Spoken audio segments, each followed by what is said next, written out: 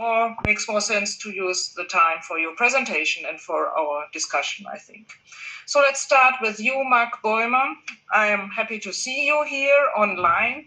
And he obtained his master in ancient history in 2008 at Radboud University in Nijmegen. Did I spell it correctly? I made my very best. And since 21, he's at the Institute for the History of Medicine and Foreign Languages, where he works as a PhD concerning the ritual dynamics within the Christianization of temple, steep, or better to say, incubation in late antiquity. And this is also now the topic of your paper, Christian Incubation and Cognitive Science of Religion, Possibilities and Problems. The floor is yours. Thank you. All right, so, yes, everyone can see it, I hope. Yes, I see it. Oh, all right. So good afternoon, ladies and gentlemen from the Netherlands. It's my honor to present my presentation about Christian incubation and the cognitive science of religion. I would like to thank Vladimir for the invitation to do this session with him and Leeds University to actually present my paper today. I will talk today about the following topics. First, I will say something about incubation, like definitions, terms, current discussions, and perspective. Then I will say something about the ritual sequence of incubation, followed by the new perspective of cognitive science of religion, where I will discuss some key points, followed by general possibilities and problems with the application to religion incubation, after which I will focus on two theories and I will close with some conclusions. First, incubation. What is that? I have defined that as a more or less repetitive dynamic ritual performed by a person or an authorized person with the primary goal of healing predominantly chronic diseases by sleeping in a sanctuary of a god, saint, or angel. In scholarship, we see a lot of different terms, like the Greek enkoimeses. There are more Greek terms, but this is the most used. The Latin incubatio, but also modern terms like temple sleep, temple incubation, temple medicine, therapeutic incubation, Christian incubation, and church sleep. So in current discussions, there is the question about continuity and change in late antiquity between the Greek ritual and the Christian variant. This is also problematic because was there really Christian incubation? Jill Ramberg is one of the most critical scholars in this field, but I do accept that we have Christian incubation. There are roughly two strands of scholarship right now. One group follows the work of Ludwig Deubner and Mary Hamilton in arguing for a direct continuity, and the other group of scholars like Ramberg, but also Fritz Graaf, Hetty von Ehrenheim, Ilgo Supregi argue for an indirect continuity. I believe that Christian incubation existed and still exists, according to Mary Hamilton, in which we also see that archaeology confirms ancient sources like Taumata. And within this Christian incubation, we see healing saints like Cosmas and Damianos, Kyros and John, the female Saint Thecla, Saint Artemios, and the Archangel Michael as protagonists.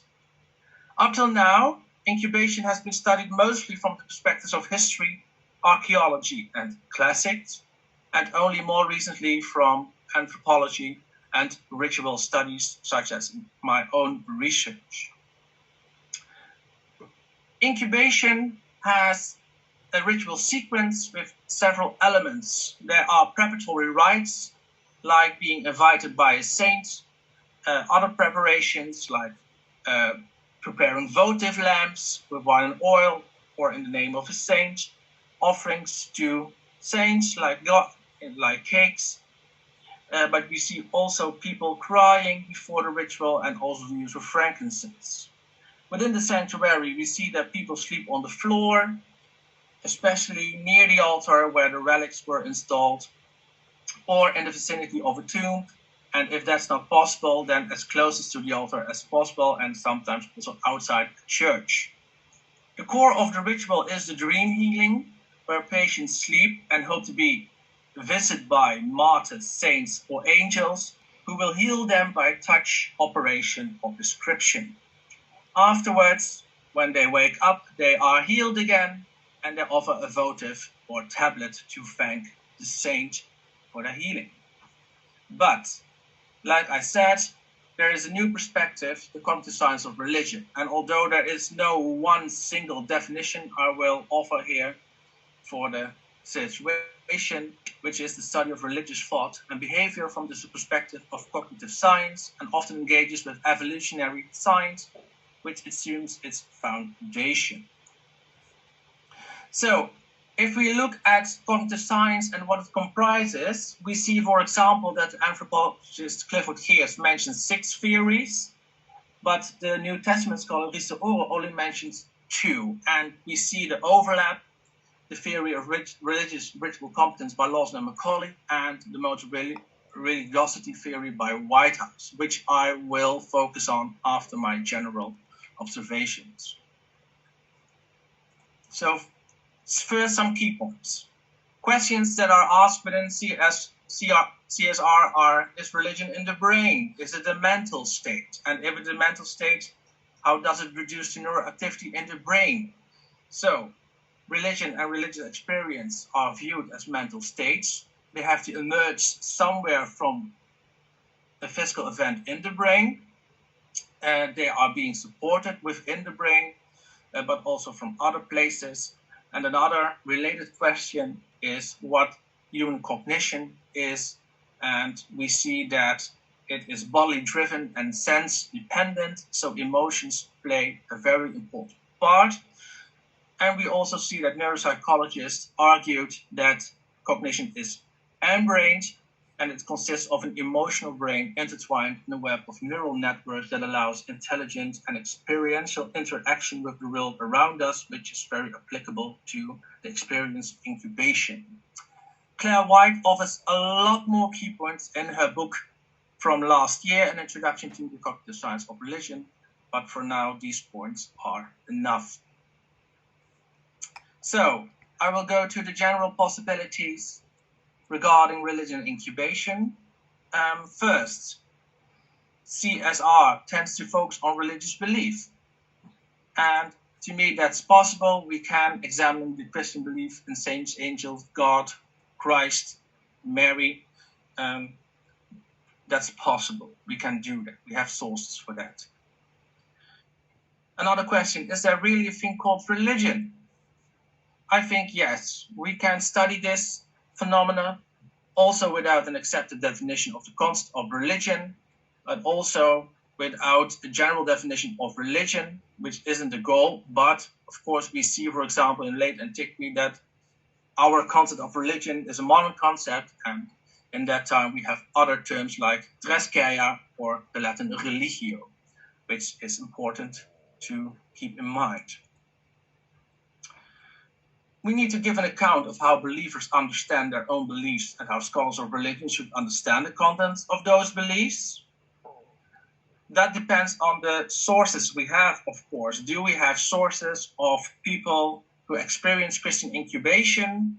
And then the question is how modern scholars of religion read those sources. I will come to that later. The next point is that all people belong to one species equipped with one kind of mind. And that's important because we don't have any more distinction between non-Christian Greeks and Christians. So they all think the same, they all sleep the same, they all dream the same. So there's no reason to distinguish two groups anymore. So they're both of the human kind.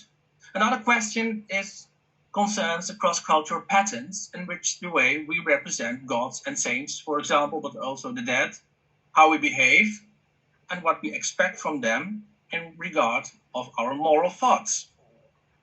So I think this is also possible because we can show the continuity in how we worship gods and saints, how we depict them with attention for iconography and iconology. Which attributes are they holding? Which clothes are they wearing? What pose are they being painted, for example? But we also have the opportunity to look at symbols. and ritual performances and our personal behavior towards the saints, which are so important for our healing. Then, history and archaeology are very crucial to the success of this cognitive science of religion, because they contribute to the central hypothesis with prehistorical and historical data. Yes, that's possible. There are plenty of sources for incubation, like the Taumata, but also wonder collections and many hagiographies, but also archaeological artifacts like churches, sanctuaries, tombs, incubation chambers, and epigraphy, of course, inscriptions, which we can use to examine this important ritual. Then I will go to the problems. All mental states reduced to neural activity in the brain. That's problematic. Of course, the people who performed incubation in late antiquity are not alive anymore, so we cannot measure their brain activity, which also leads to the problem of empirical testing, because the people are not there anymore. The only thing we could do is examine the sources we have and try to analyze the experiences based on the primary sources, but there is a problem with the reliability of the sources. Ildiko Zepregi has written about that in her 2010 article, The Theological Other, about this problem, who wrote what for whom and why. We also still deal with a conflict model, although the last years it's been argued that there is no conflict model present between the Greek world and the Christian world. I still think we do have a conflict model. We see it in the sources, that saints are being portrayed as better than gods, but we see also the problems of emulatio and imitatio. Imitatio is, of course, imitating the gods, and emulatio is imitating but also improving it. Another problem we have concerns archaeology. Is it intact? Do we have all the buildings still left, and can they confirm the written sources? We have to be critical about it. It's a problem if we want to examine this cognitive science of religion in this perspective. Then, again, need to give an account of how believers understand their own beliefs and how scholars of religion should understand the context of those beliefs. The question is, what information do we have besides writing of church fathers, such as of Augustine, who was very hostile to incubation at first, because he only argued that God, or maybe Christ, was able to heal persons. Much later on, then, there wasn't acceptance of saints as intermediaries. But we maybe can look at other sources like the Taumata and hagiographers. And then the question is, of course, how we as modern scholars interpret these sources, and are they reliable or not? Another big problem is the rejection of the idea of the referent of God as an actual transcendent being, but also the rejection that we can have knowledge of God and understand God. Because if we have to accept that, then our research is becoming very problematic. Since God is, of course, the one who allows saints to heal, for example, saints, martyrs, angels. So that's a problem. How should we deal with this issue? Then I will come to the modes of religiosity theory from Whitehouse. He distinguishes between two modes, the imagistic and the doctrinal mode. And we see actually here a dichotomy between the first and the second column. The first is rituals produce high sensory stimulation and arousal of the dysphoric to low sensory stimulation. Further, rituals are infrequent, but on the other hand, frequent and routinized. Is verbalization less important than sensory stimulation, or is it very dominant and supports its the main dominant narrative? Other issue is the activation of the episodic memory and the semantic memory versus the procedural memory, often supported by writing. So, do people remember their experiences or do they forget it in mean of time? Other questions are about the interpretation of the reflection by experts.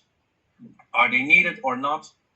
And there's also the question of, is the ritual centralized or not, or is it just random? Is there no one present, like, for example, priests or something like that?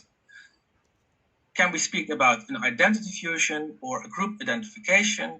And finally, there are problems maybe with the characteristics of tribal organizations in small groups, or about groups which existed for thousands of years and we will form other kinds of groups. So, rituals of the imagistic types include terrifying or otherwise emotionally arousing rites of passage, as well as various forms of ecstatic or trance-inducing rituals that activate episodic memory. Because of their infrequent performance, the verbal content of such rituals is not retained, but the vividness of the memories ensures the transmission of ritual details. Because the meanings of these events are not taught, people who undergo and administer imagistic rituals engage in spontaneous executable reflection, leading to a diversity of rich, complex interpretations. Incubation is indeed a highly aroused ritual. It does lead to intense cohesion of local groups incubants, but is not spontaneous and has orthodoxy within Christianity. People are, of course, nervous, afraid, is it going to work or not? And they are excited, of course, to travel to the sanctuary of a saint or a martyr. And they enter, of course, the holiest of holy. In the doctrinal mode, we saw ritual procedures and their associated doctrines that tend to be repeated frequently so that they become routinized, sequences of actions and procedural memory, while much verbal content enters semantic memory. Fixed interpretations are taught and regulated by authorities. The advent of literary contributes to the knowledge support typically required to sustain in the doctrinal mode. We see also that incubation can be and is repetitive and frequent, accompanied by teachings like preparatory rites, for example, the votive lamps I mentioned, and also after incubation. There is implicit memory present, and there is centralized authority by priests who are leading the incubants to their place in the church. And there's also the check of orthodoxy. Is this really Christian? So, for example, there is the problem with Saint Thecla, who healed a Greek from his kidney problems. But when she healed him, he went out of the sanctuary and he said, "No, I wasn't healed by Thecla, but by Apollo Sarpedonios." So that was a very strange phenomenon and a beautiful example of ritual dynamics. So we see here that incubation fits both elements of both modes. So that's a combination. There is a third mode, which is called the attractive position, which is cognitively optimal, where there are intuitive, simple interactions with superhuman agents, such as gods, saints, martyrs, whose properties are easily remembered and grasped. Ritual characteristics will be intuitively understood, like now is the time to offer food or libations or frankincense, and the narratives are easily to remember, like the dreams and the healings, and complex interpretations and fixed doctrines are absent. So there is a question of ritual dynamics. Then there is a subfield mentioned by Whitehouse, which is called cultural evolution theories of religion. So they talk about the transmission of religious concepts, which are dependent on both intuitive cognitive biases and those of cultural learning. And they distinguish three aspects which guide the people's beliefs and behavior in this cultural setting. The first is a conformist learning bias, where people often adopt the views and behaviors of the majority. We see that within incubation, where the one is copying the view of the other. We see that, for example, with the miracle collections of Cosmas and Damianos and Kyrus and John, where scholars are critical on the miracle collections of Kyrus and John, because they argue when we read those miracles, they look a lot like the way Cosmas and Damianos have their miracles described. So is this a way of copying? The second point is a prestige-based learning bias, where people often imitate those who are successful and exemplary.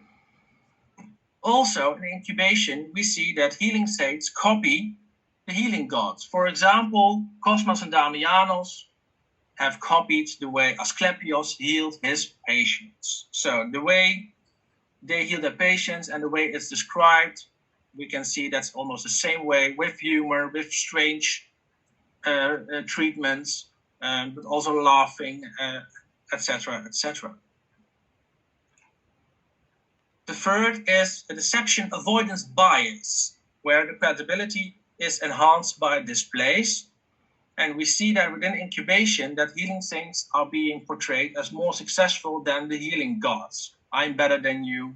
There's only one God, and your gods are false, or there are demons, and you are deceived by the devil. You believe actually in the devil, demons, whatever, and it's all false. Then the theory of religious ritual competence, or ritual form theory, as it is also called by Thomas Lawson and Robert Macaulay. They argue with little, if any, explicit instruction, religious ritual participants are able to make judgments about various properties concerning both individual rituals and their ritual systems. These include insinuation about religious ritual forms and relationships, and about the efficacy of ritual action. So is that possible?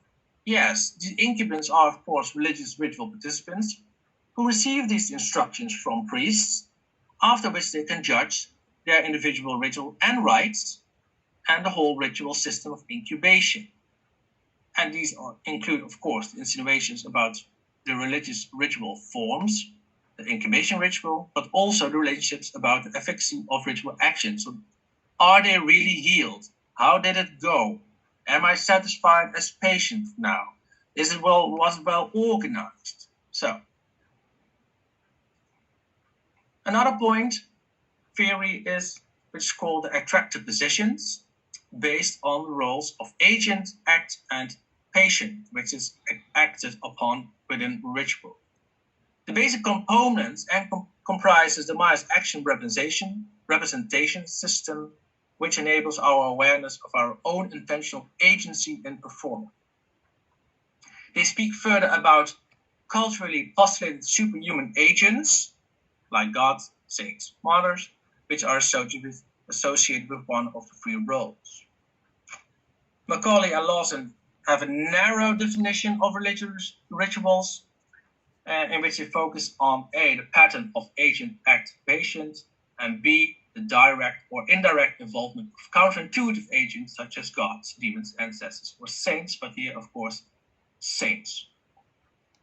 And further, they divide religious rituals between special agent rituals and special patient or special instrument rituals. And when we apply that to incubation, we can see that we can apply only half. So agents can be understood as gods, saints, or priests. The act is, of course, healing, and the patient is, of course, the patient or incubant or supplicant, and the direct counterintuitive agents are the gods and saints.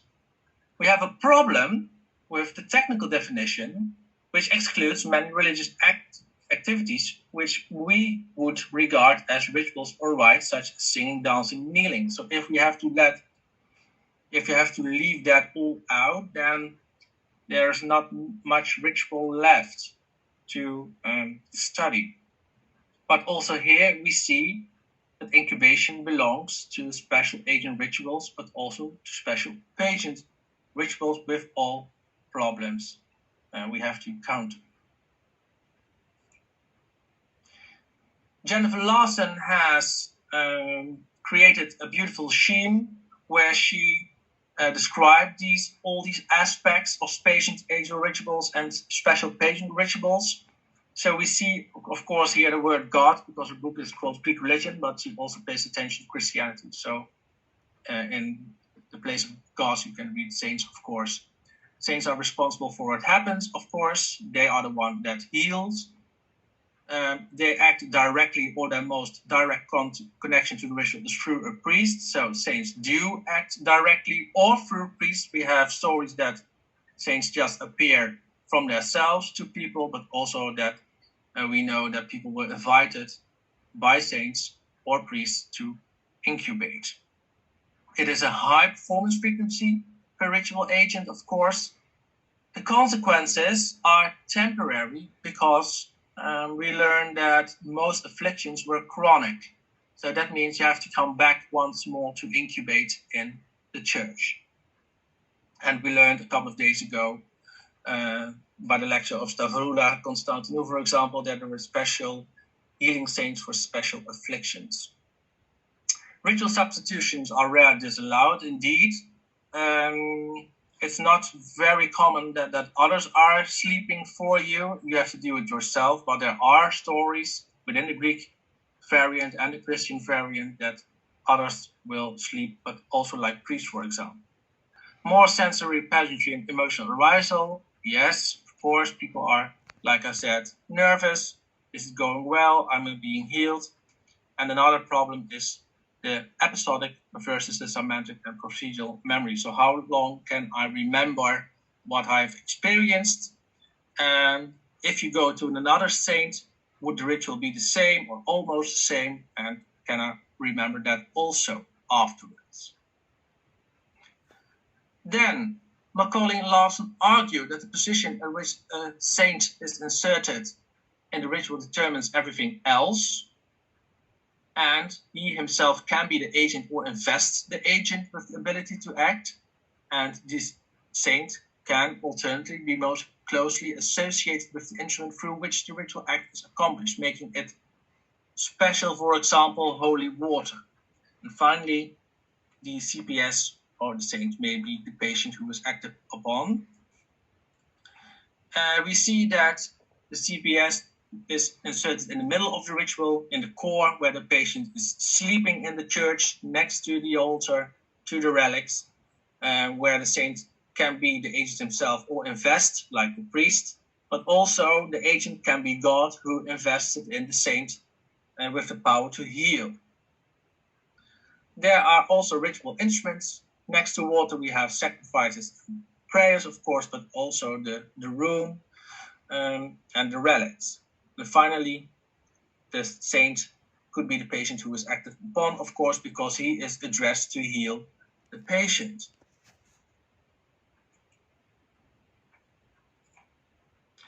Then they propose that the form of the ritual as determined by these factors predicts a number of other variables, such as frequency of performance, the level of sensory, ritual, and emotional arousal, the reversibility of the ritual, and the degree to which substitutions are permitted. So, like I said, there is a ritual dynamic present. Incubation is used for mostly chronic diseases. There are many levels of sensory and emotional arousal. People are nervous, but it is not possible to reverse the ritual.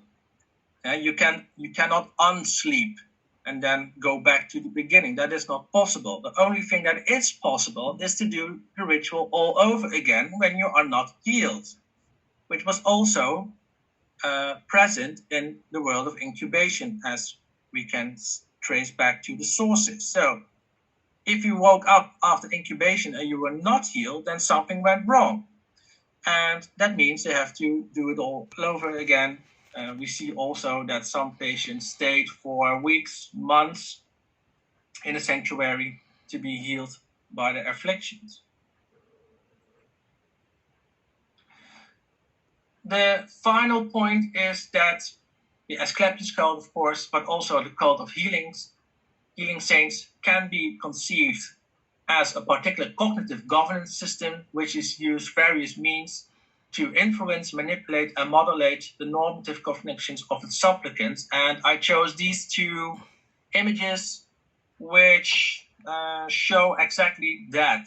I think the painting of Sebastiano Ricci, Asclepius appears to the sick in a dream, is doing that with influencing and manipulating by Asclepius is being hidden by a cloud. The patient is sleeping with the back to the god. The others are also sleeping, and the cloud and Asclepius flowing in air. gives away that influencing active part. And in the image below, where cure through the intercession of the healing saint, we see the halo of the healing saint who touches the patient. The patient looks in the face of the saint and is, of course, being very into the saint, the aura, and is also, of course, influenced and manipulated by what is happening at that moment. So, some general conclusions. We can research religion and religious beliefs of Christians in late antiquity. We can have a grasp of their own understanding of their beliefs. Since there's one kind of mind, there's no problem in researching them.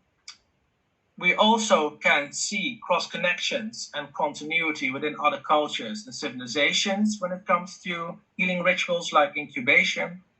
And history and archaeology offer a lot of sources which we have to use to investigate these incubation rituals. On the other hand, if all mental states produce neural activity, we cannot test the sleeping process because the people are dead for centuries, so there is no empirical testing possible. The own understanding is also problematic because we are depending on sources, and the question is, of course, about its reliability. The rejection of God and the knowledge of God is also problematic because that's the most important superhuman agent which invests the power to heal. And of course, there are problems with the history and archaeology, like I said, the trustworthiness of sources, but also its completeness, which can be problematic in confirming historical and epigraphic sources, for example. Regarding the most religiosity theory of Whitehouse, we have seen that incubation is doctrinal and imagistic, that we can apply the attractive position to incubation as a cognitively optimal position where the experience can be easily remembered and where intuition plays a very important part. But we also can apply the cultural evolution theories of religion concerning the conformist learning bias, prestige-based learning bias, and deception avoidant bias. If we look at saints, how they are depicted, described, and how they are mirrored to the gods, for example. And then we have the theory of religious ritual competence by Macaulay, and we see there that it is indeed possible to present instructions by priests, for example, but also the incubants are capable of making judgments about the situation, but also about the ritual form and efficacy. Am I healed? Is everything all right now? Can I go home now? You have to stay. And we also have seen that incubation fits the special agent rituals and the special patient rituals. And finally, we can argue that Christian incubation is a form of cognitive governance system where patients are being influenced, manipulated, and modulated in their experiences. So with my bibliography, I thank you for your attention and maybe you have some questions. Thank you for attention. Yeah, thank you very much for your rich presentation with the impressive ritual sequence at the beginning and all the theoretical reflections now. And so as we have discussion afterwards, after both paper, we directly continue with the second one, Vladimir Ivanovici.